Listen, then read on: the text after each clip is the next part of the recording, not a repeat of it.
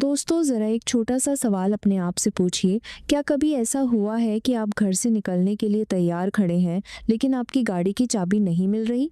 पूरा घर उलट-पुलट कर देते हैं, सोफ़ा उठाते हैं, टेबल देखते हैं, जेबें चेक करते हैं और आखिर में पता चलता है कि चाबी उसी जगह पड़ी थी, जहां आपने ध्यान ही नहीं दिया था। कभी रिमोट गायब हो जाता है, कभी मोबाइल चार्जर मिलना मुश्किल हो जाता है, कभी ज़रूरी बिल या डॉक्यूमेंट अचानक गायब हो जाते हैं। और सबसे हैरानी वाली बात ये है कि हम सब ये जानते हैं कि चीज़ें कहीं न कहीं हमारे ही घर में हैं, लेकिन फिर भी उन्हें ढूँढने में 15-20, कभी-कभी 30 मिनट तक लग जाते हैं।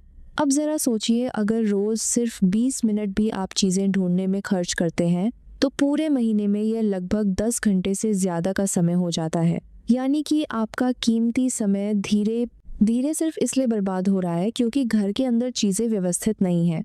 और यह समस्या सिर्फ समय की नहीं है, इसका असर आपके मूड और मानसिक शांति पर भी पड़ता है। सुबह सुबह अगर आपको कोई ज़रूरी चीज़ नहीं मिलती तो पूरा दिन ही खराब हो जाता है। इसी वजह से दुनिया के कई देशों में लोग अपने घर को व्यवस्थित रखने के लिए खास तरीके अपनाते हैं, और इन्हीं तरीकों में से एक है जापानी होम रूल्स। जापान के लोग सिर्फ टेक्नोलॉजी में ही आगे नहीं हैं, बल्कि उनकी लाइफस्टाइल और घर को व्यवस्थित रखने का तरीका भी पूरी दुनिया में बहुत मशहूर है। जापानी घरों में अक्सर आपको एक चीज़ नोटिस होगी कि वहाँ ज़्यादा सामान नहीं है, फिर भी घर बेहद खूबसूरत और शांत महसूस होता है। हर चीज़ की एक जगह होती है और हर जगह का एक उद्देश्य होता है। इसी वजह से वहाँ रहने वाले लोगों को चीज़ें ढूंढने में समय बर्बाद नहीं करना पड़ता और उनका घर हमेशा साफ सुथरा और शांत रहता है। लेकिन अब सवाल आता है कि क्या जापानी होम रूल्स भारत में काम कर सकते हैं? क्योंकि हमारे घरों की स्थिति अलग होती है। हमारे यहाँ छोटे बच्चे होते हैं, परिवार बड़ा होता है, फ्लैट्स छोटे होते हैं और बजट भी एक फैक्टर होता है। लेकिन अच्छी बात यह है कि अगर हम इन जापानी नियमों को थोड़ा सा भारतीय घरों के हिसाब से बदल दें, तो ये हमारे लिए भी बेहद फायदेमंद साबित हो सकते हैं। तो चलिए अब शुरू करते हैं पहला और सबसे ताकतवर नियम, जिससे आपका घर तुरंत बदल सकता है। पहला नियम है, हर चीज की एक तय जगह होनी चाहिए। सुनने में ये नियम बहुत साधारण लगता है, लेकिन असल में यही सबसे बड़ा सीक्रेट है एक व्यवस्थित घर का। सच तो ये है कि चीजें खोती नहीं है, हम उन्हें गलत जगह रख देते हैं। अगर आपके घर में किसी चीज की कोई तय जगह नहीं है, तो वो चीज हमेशा खोती रहेगी। उदाहरण के लिए, जब भी आप घर के अंदर आते हैं तो अक्सर आपके हाथ में 3-4 चीजें होती हैं, जैसे गाड़ी की चाबी, वॉलेट, मोबाइल, सनग्लास या कोई छोटा बैग।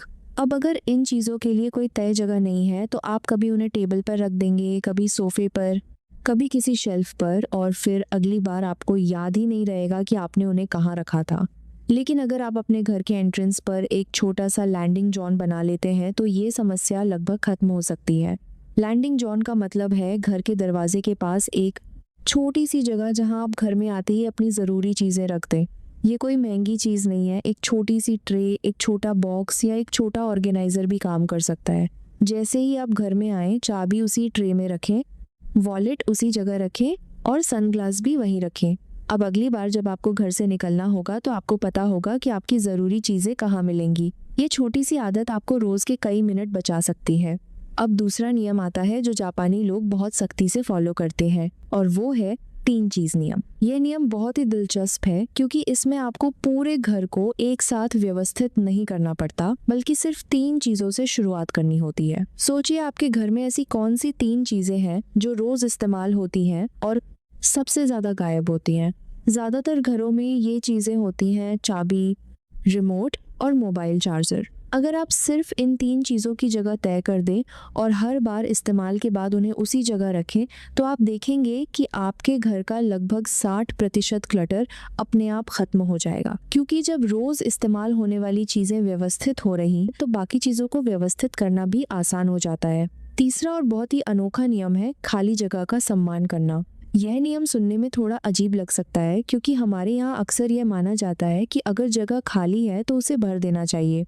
लेकिन जापानी लोग इसका उल्टा सोचते हैं। उनके अनुसार खाली जगह भी डिज़ाइन का हिस्सा होती है। अगर आप अपने घर में हर टेबल, हर शेल्फ और हर कोने को सामान से भर देंगे, तो आपका घर भारी और अव्यवस्थित महसूस होगा।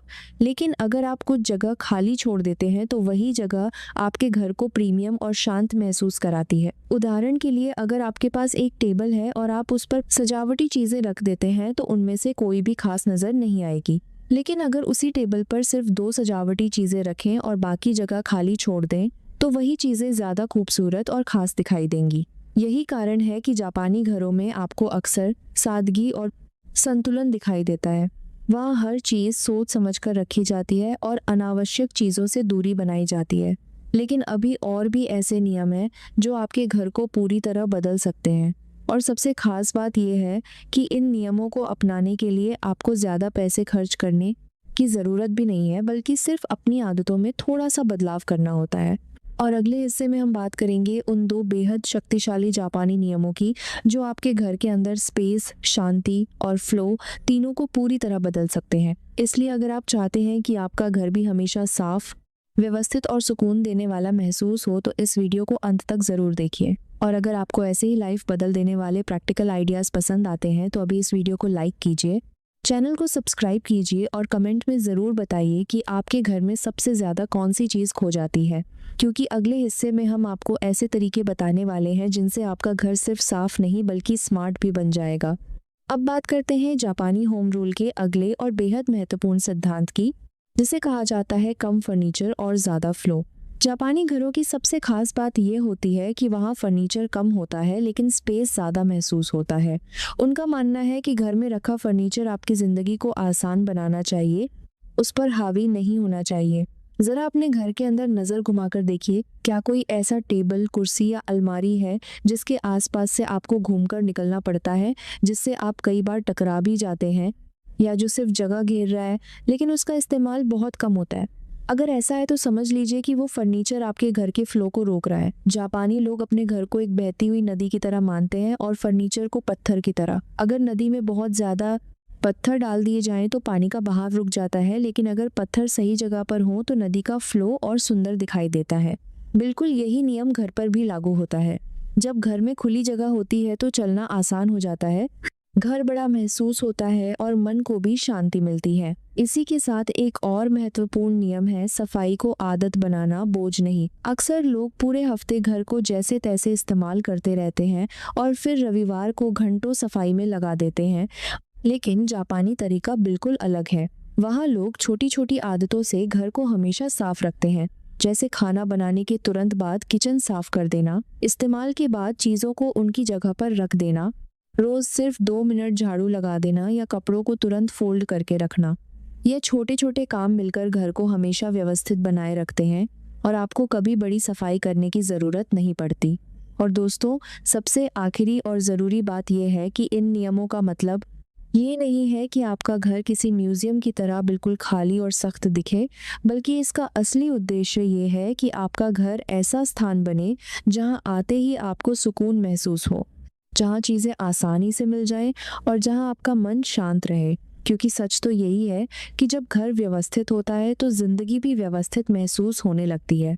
अगर आपको ये जानकारी उपयोगी लगी हो तो वीडियो को लाइक ज़रूर कीजिए, चैनल को सब्सक्राइब कीजिए और कमेंट में ज़रूर बताइए कि आपके घर में सबसे ज़्यादा क्लटर किस चीज़ से होता है। साथ ही इस वीडियो को अपने दोस्तों और परिवार के साथ ज़रूर शेयर कीजिए ताकि उनका घर भी ज़्यादा व्यवस्थित और सुकून भरा बन सके।